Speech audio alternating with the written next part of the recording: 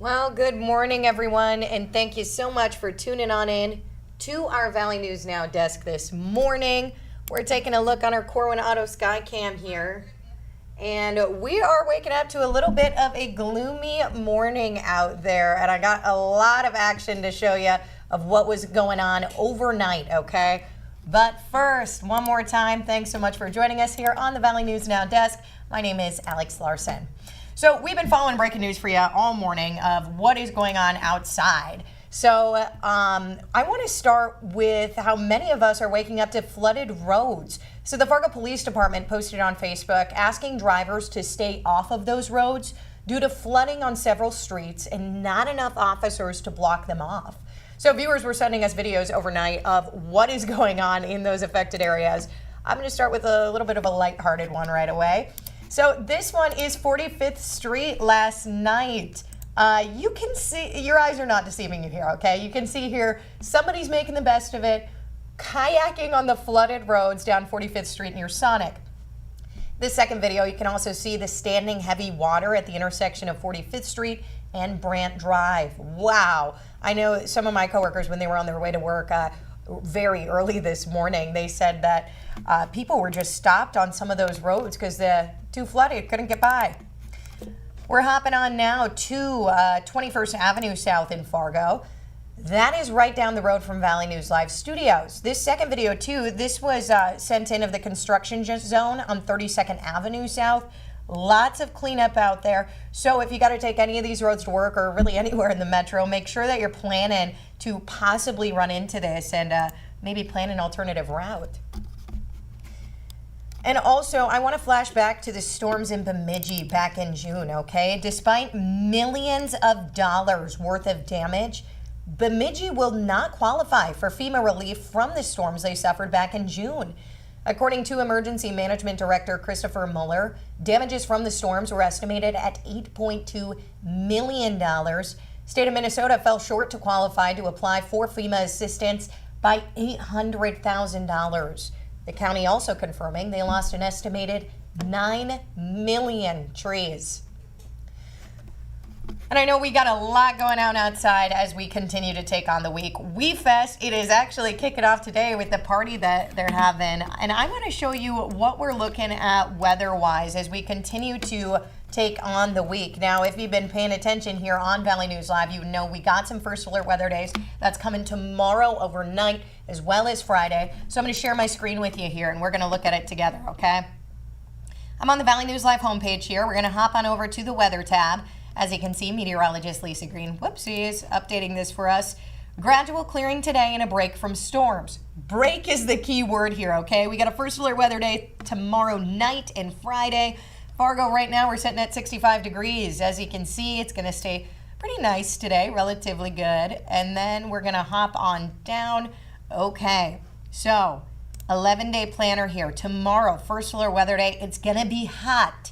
89 degrees tomorrow. And again, potential for storms as well. Friday, also got that potential, that first alert weather day, 89, hot as well. So a lot to be mindful of, especially if you're heading out to WeFest. If you're one of the campers, you're going to want to download that VNN weather app so you can have those forecasts right at your fingertips. Our app is able to follow you no matter where you go, so you're able to get our first alert storm team's accurate forecasts to give you everything you need to know to keep you and your family safe, especially as we take on this severe weather or continue to take on this severe weather. And a Tokyo, North Dakota man, moving on to our news portion of this segment. A Tokyo, North Dakota man was sentenced to 33 years in federal prison following the death of a 3-year-old child on the Spirit Lake Reservation back in 2022. So Austin Lester pleaded guilty to involuntary manslaughter, child neglect, and assault of a child with a dangerous weapon. So a co-defendant named Chrissy Hensley, we've covered her before, she had also pleaded guilty and was sentenced to a decade in prison for her role in that child's death.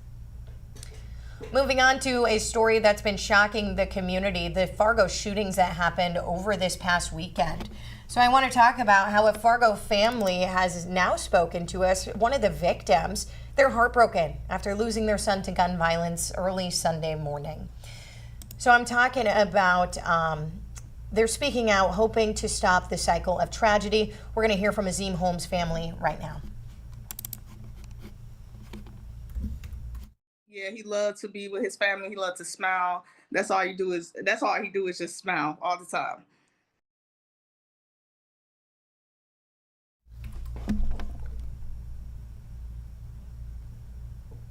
So, and if you want to hear more from Holmes's family, we've got that available for you over on our website, valleynewslive.com. You can check that out. We've got a full statement from his family as well. And happening today, Ciandre Douglas is due in court for an arraignment, where we expect to learn more about what led to his arrest in that South Fargo shooting. So yesterday, we learned more about separate charges against him tied to a shooting just last month. So Douglas faces 2 counts of reckless endangerment and 2 counts of aggravated assault for an incident on July 22nd, where he's charged with shooting and severely injuring a man. And also, 2 weeks before that, Douglas was accused of being tied to an incident where shots were fired at vehicles. Now, you may remember this scene here. That sent Essentia Hospital into a lockdown. However, he's not been charged in connection to that incident. And the man wanted in connection to the downtown shooting that killed 19-year-old Azim Holmes has also had recent run-ins with the law. 20-year-old Tyreek Jones was arrested for resisting police on July 14th after police say he tried to run away and struggled with an officer. He was accused of terrorizing for allegedly robbing 2 people at gunpoint, though that incident was resolved as a misdemeanor. And Fargo Mayor Tim Mahoney says he's concerned about Fargo Police Chief Dave Zabolski's ability to lead and that a serious conversation is coming. So this all comes as commissioners and community members are calling for the police chief to resign for how that press conference unfolded earlier this week. So they're calling for the police chief to resign after that press conference that also took place 36 hours after the first shooting. We learned the chief was in Florida when the violence rang out, but the mayor says that should not stop them from keeping you informed. Let's hear from Mayor Mahoney here. We heard a lot of public outcry after yesterday's press conference, and I think we have to assess that and have a visit with the police chief.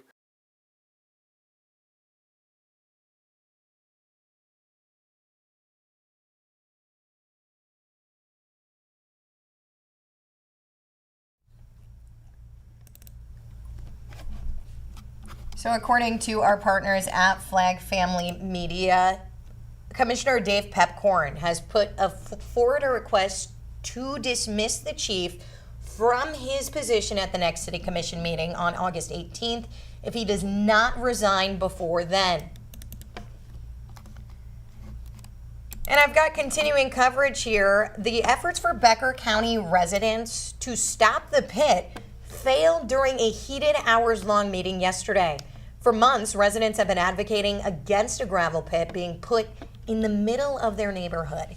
It was decided in a 3-2 vote to allow the pit to operate for 3 years rather than the proposed 5.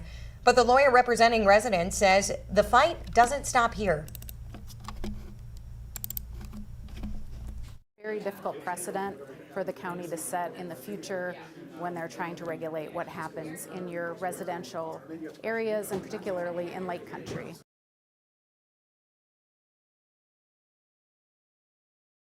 So residents did tell Valley News Live off camera they do plan to appeal that decision. And exciting news over at Hector International Airport. So new parking garage is partially open at Hector International Airport. There are now 750 spaces open. Wow. An expected 1,000 total spaces will eventually become available, and the $43 million ramp is designed to meet the needs of travelers and protect your vehicle from all that snow that we get in the winter. It costs $25 per day to park there. First level is open for drop-offs and pickups as additional construction continues near the terminal. Now, we spoke with Executive Director of the Airport Authority, Sean Doberstein, yesterday, who said it's something that's been requested by their customers for a long time. Rest of the spaces are expected to open by the end of the month. Now, that's about all I got for you here on this Wednesday morning. Remember, you can find this streaming on weekdays around that 7:30 time frame here on our Facebook page, YouTube page. We've got it streaming on our website as well. So you've got a lot of different avenues to get a hold of this. So we're able to recap you on anything you may have missed this morning. Now, remember, you can also stay tuned on air online. We'll get you those updates as well as on our VNL News app. Good reminder to download that as well so you can stay in the loop with everything we got going on, okay? Again, that's all I got for you. I'll see you back here tomorrow. My name's Alex Larson. See you then.